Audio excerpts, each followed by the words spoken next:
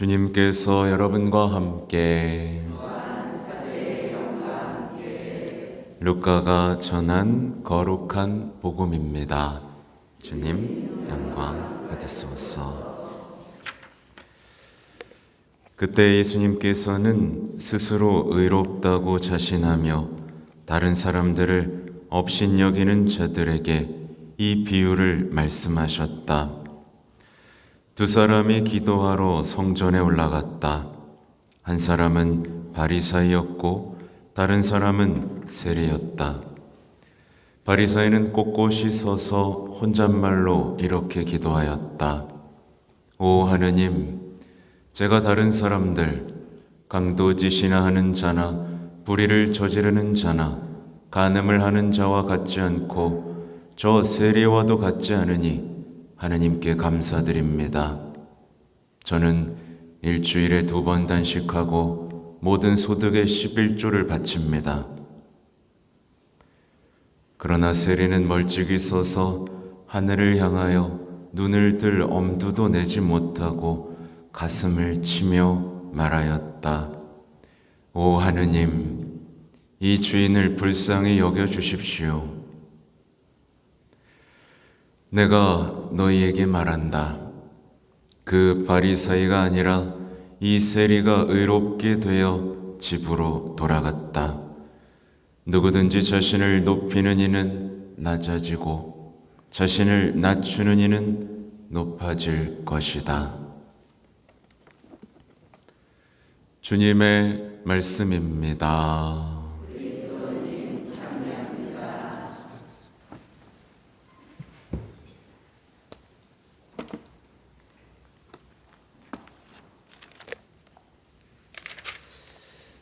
참 예수님,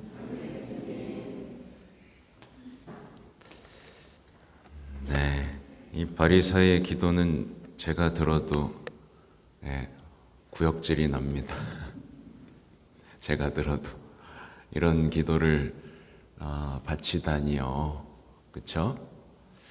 하느님이 그래서 혼잣말하고 있는 겁니다. 하느님은 이런 기도는 안 들으시는 거죠. 자신을 의롭다고, 나는 괜찮은 사람이야. 우리 같은 사람이 어딨어. 저 사람들은 저 사람들은 왜 저럴까. 사실 이런 말들이 우리가 자주 하게 되는데 여기서 자유로운 사람이 있을까요? 없습니다. 저를 포함해서 모두가 이 교만이라는 악덕에서 자유롭지 않습니다. 그렇죠? 그래서 끊임없이 이 악덕과 싸워내야 되고 그 겸손의 아름다운 그 속에서 우리는 하나님의 자비에 의탁하며 기도하는 이 그리스도의 신앙이 무엇인지를 체득해야 되고, 정말 우리를 끊임없이 교만하게 만드는 어떤 악마의 목소리들, 미디어를 통한 어떤 그런 부추김들, 이런 것들에 우리는 주의해야 되죠. 교만에 빠지면 답이 없거든요. 답이 없습니다. 대화를 할 수가 없게 돼요. 그래서 끊임없이 기도하고 겸손의 덕을 청하는 것. 근데 겸손도 또 저는 얼마나 겸손합니까? 이렇게 또 돼서 이게 굉장히 때때로는 우리를 계속 함정에 빠뜨릴 수 있다. 기억하시면 좋겠어요. 또 오늘 호세아 예언서부터인데 말은 되게 그럴싸하지만 엉터리 기도를 지금 하고 있는 겁니다. 그분이 오심은 새벽처럼 어김없다. 땅에 적시는 봄빛처럼 오시리라. 이 기도문이 아름다워 보이지만 이들의 기도는 어때요? 뒤에 나오죠. 에프라임아, 내가 너희를 어찌하면 좋겠느냐. 그래서 보면 표현은 다 아름다운데 되게 허무해요. 보세요. 너의 신이는 아침 구름 같고 아침 구름 같고 막 예쁘죠? 근데 그냥 사라져 버리는 거예요. 이내 사라지는 이슬 같다. 말하자면 너의 믿음은 아침 구름 같고 너의 희망은, 너가 하나님에 의탁하는 마음은, 너가 하나님을 사랑하는 마음은 아침 구름 같다. 네. 잠깐 있다가 그냥 흔적도 없이 사라져 버리는 거예요. 정녕 내가 바라는 것은 희생제물이 아니라 신이다. 근데 이 화답송에서 내가 바라는 것은 희생제물이 아니라 자비다, 이렇게 나오죠.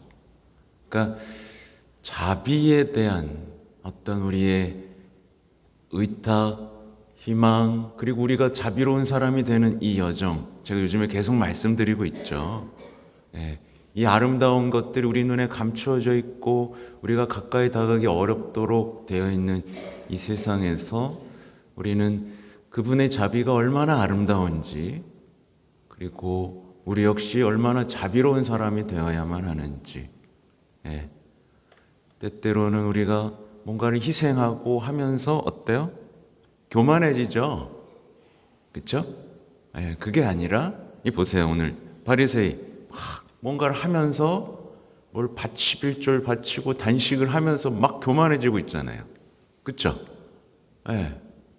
근데 밑에는 그냥 죄인을 불쌍히 여겨주십시오, 이렇게 가잖아요. 이게 굉장히 무서운 얘기예요, 여러분. 왜냐하면 한국 사람들은 굉장히 열심히 하기 때문에 이 열심함 속에서 자기를 드러높이고 업신여기는 유혹들이 수도 없이 들어오거든요. 네.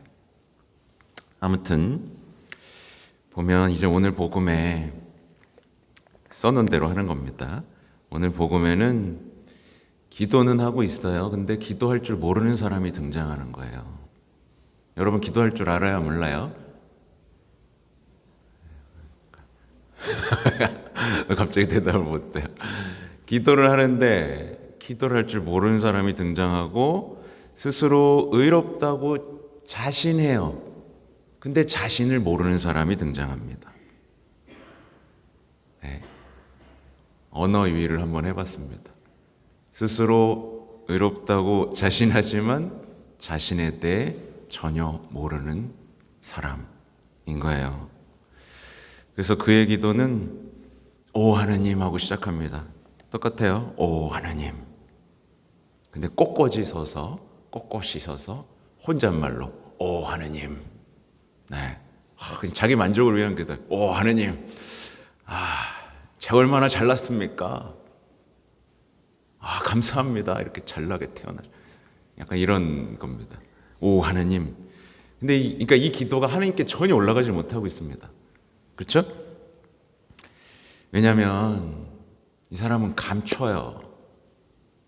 뭐냐면 자기의 내적인 가난, 자신의 나약함, 자신의 한계, 자신의 상처, 이거를 감추고 겉으로 막 괜찮은 척하면서 이걸 하나님께 올리고 있기 때문에 그래요. 우리 다 약합니다. 그죠? 여러분 내적으로 가난하고요. 우리는 하나님 없으면 한계도 많고요. 결점도 많습니다. 네. 근데 우리는 이걸 자꾸 감추죠. 감춰요. 네. 감추는 게 익숙한 사회 속에 우리가 살고 있기 때문에 그래. 행복한 척하는 거 선수잖아, 우리나라 사람. 그죠? 행복하고 있는 척 하는데 선수잖아요. 이 태도를 하느님 앞에서도 하는 거죠. 네. 우리 한국 사람들 막 좋은 차 다 꾸미잖아요. 속은 썩어 들어가는데 하느님 앞에서도 그러고 있는 거예요. 자꾸 감추는 거죠. 그는 스스로 잘하고 있다는 확신 속에서 자신을 지켜 세우면서 자화자찬을 시작하는 거예요. 그리고 자신의 모든 이 종교적 선행들을, 활동들을 다 나열합니다. 제가 이거 했고요, 저거 했고요. 그 다음에 다른 사람들을 판단하고 업신여기기 시작하는 거예요. 그가 하는 말이 이거예요. 저는 이 사람, 저 사람하고 같지 않습니다. 감사합니다. 저는 이렇게나 저렇게나 훨씬 잘합니다. 이렇게 되는 거예요.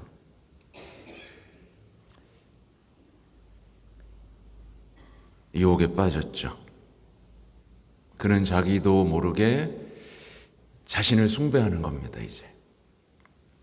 그리고 만족하는 거예요. 여러분, 만족감에 특히 주의해야 됩니다. 봉사할 때는요, 만족감에 항상 주의를 해야 돼요. 이게 얼마나 봉사자들을 망치는지 몰라요. 네. 그래서 봉사하고 나서 회식하면 만족감이 올라가죠? 네.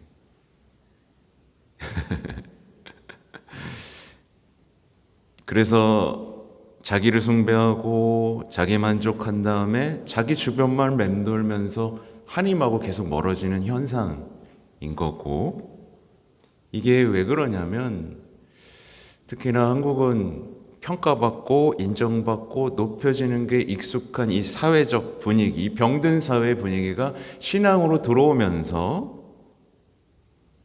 신앙도 병든 신앙이 돼버리는 현상들이 벌어지고 있는 거예요. 안타깝지만.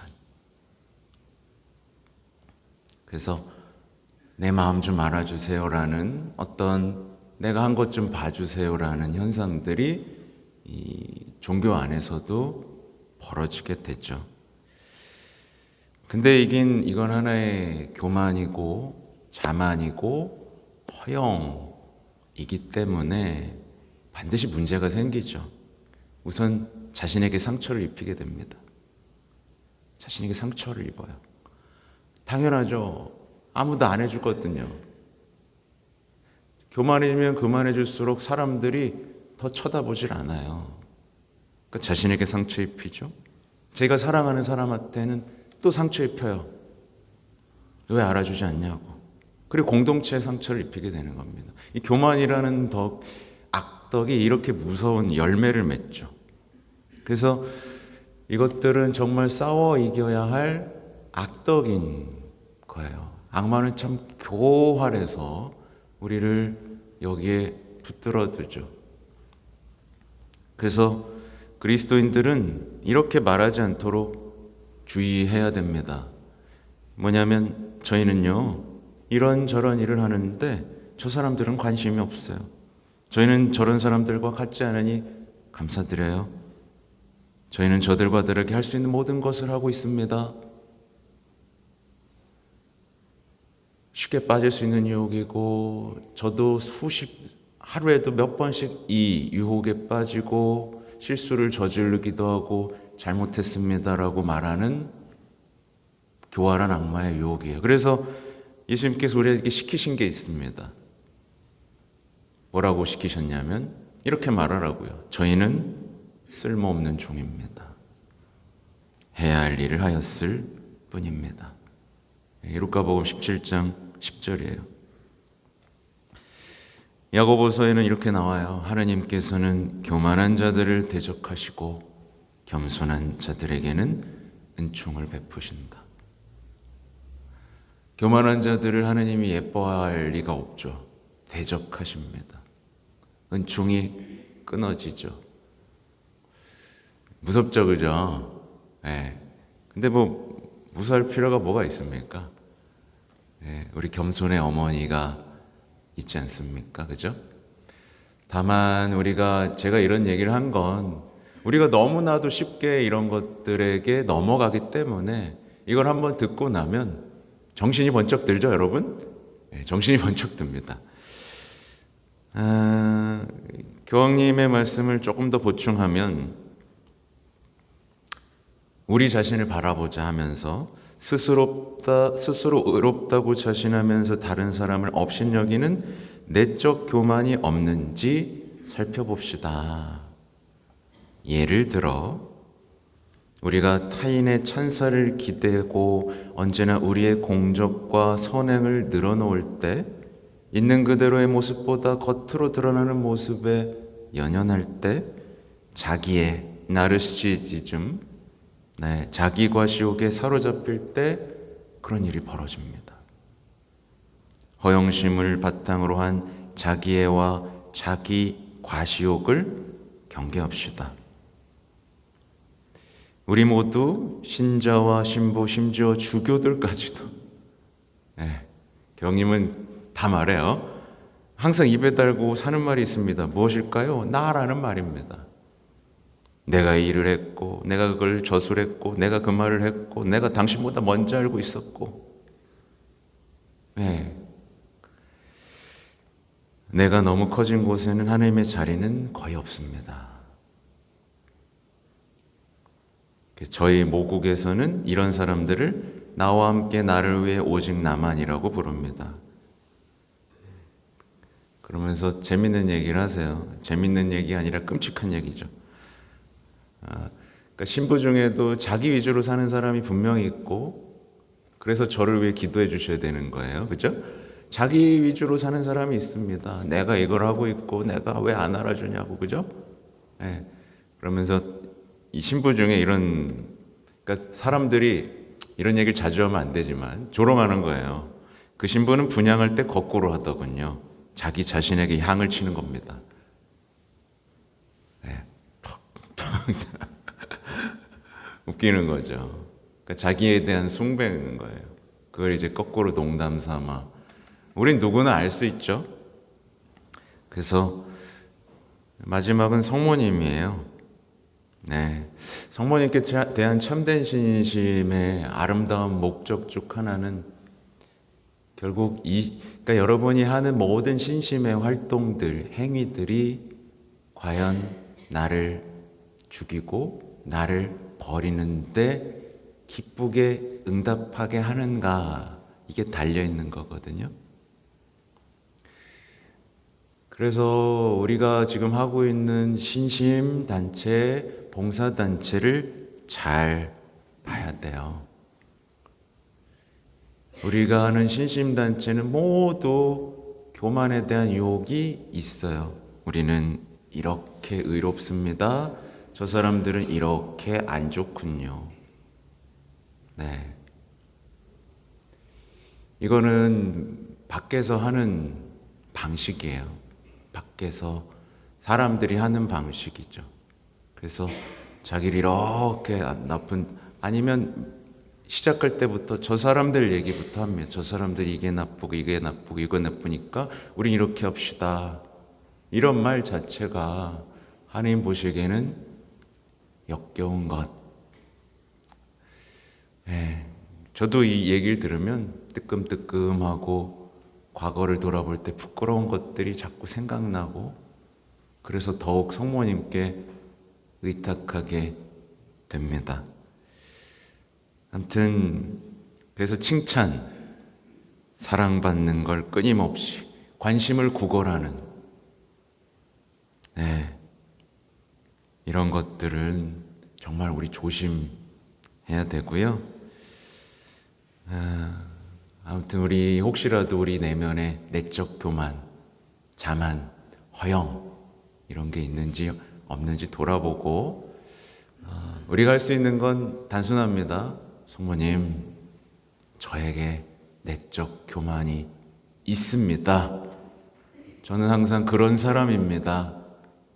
저는 항상 저를 감추고 저를 드러높이고 누가 드러높여줄 때 좋아하는 사람입니다. 그러니 저를 지켜주십시오. 네. 겸손한 사람이 되고 싶습니다. 라고 끊임없이 청하는 거예요.